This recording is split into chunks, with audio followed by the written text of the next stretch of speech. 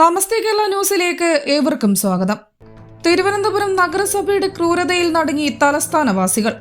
തൈക്കാട് ശാന്തി കവാടത്തിലെ വർഷങ്ങളായി പ്രവർത്തിച്ചിരുന്ന വിറക് ശ്മശാനം അടച്ചുപൂട്ടിയിട്ട് 5 ദിവസം കഴിഞ്ഞിരിക്കുന്നു.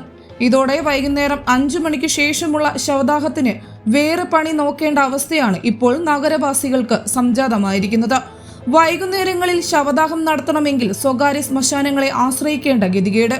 തൈക്കാട് വിറക് ശ്മശാനം അടച്ചതോടെ വൈകുന്നേരം 5 മണി കഴിഞ്ഞാൽ ശാന്തി കവാടം നിത്യശാന്തതയിലേക്ക്.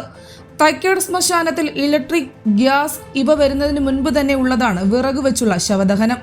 ഹൈന്ദവ ആചാരങ്ങൾ പ്രകാരം ശവം ദഹിപ്പിക്കുന്നത് വിറകിൽ തന്നെ ആയിരുന്നതിനാൽ അതിനൊരു പവിത്രത സമൂഹം കൽപ്പിക്കുന്നു.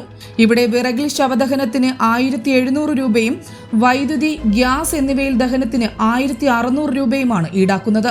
ഇവിടെ പ്രവർത്തന സമയം രാവിലെ 8 മുതൽ വൈകുന്നേരം 6 വരെയെങ്കിൽ വിറവ് ശവദഹനത്തിന് രാവിലെ 6 മുതൽ രാത്രി 10 മണി വരെയാണ് സമയം. ഇക്കാര്യത്തിൽ ജനങ്ങൾക്ക് വലിയൊരു ആശ്വാസമായിരുന്നു. അതും ഇപ്പോൾ തീർന്നിരിക്കുകയാണ്. കരാറുകാരനായ ജയൻ എന്നയാളും നഗരസഭയും ഉണ്ടാക്കിയ കരാർ കഴിഞ്ഞ മാർച്ച് 31 അവസാനിച്ചിരുന്നു. ഏപ്രിൽ 3-ാം തീയതിയോടെ വിറക് ശ്മശാനം നഗരസഭ താഴിട്ട് പൂട്ടുകയും ചെയ്തു. ഇക്കാര്യം ജനങ്ങളെ അറിയിക്കേണ്ട ബാധ്യത പോലും അധികൃതർ മറന്നു. പുതിയ കരാർ കൊടുക്കുകയോ നഗരസഭ തന്നെ നേരിട്ട് നടത്തുകയോ ചെയ്യേണ്ടതായ ഈ കാര്യം ബന്ധപ്പെട്ടവരുടെ തലയിൽ ഉദിക്കാത്തതാണ് ഈ അവസ്ഥയിലേക്ക് കാര്യങ്ങൾ പോയത്. വൈകുന്നേരമായാൽ ഇവിടെ വിളിച്ചാൽ പുത്തങ്കോട്ട പോലുള്ള സ്ഥലത്ത് പോകണമെന്ന അലക്ഷ്യമായ മറുപടി. ഇത് മരിച്ച ആളോടും അവരുടെ ബന്ധുക്കളോടും നാട്ടുകാരോടും ചെയ്യുന്ന കടുത്ത ക്രൂരതയാണ്.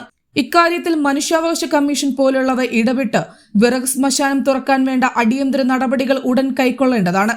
News desk, Thiruvananthapuram.